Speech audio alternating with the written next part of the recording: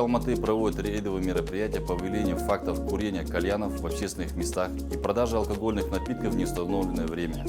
Только в минувшие выходные в Медеевском районе города выявлено 37 увеселительных заведений, где курили кальян, а также 9 административных точек, где после 21:00 отпускали спиртное.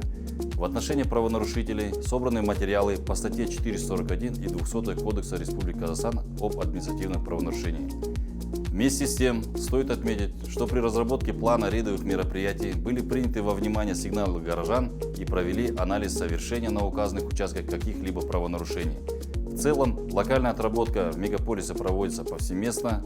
По городу в минувшие выходные выявлено свыше 120 фактов курения кальяна в общественных местах. По данному факту вам будет составлен административный протокол по статье 441, часть 1, да? Данный можно ваш? Есть.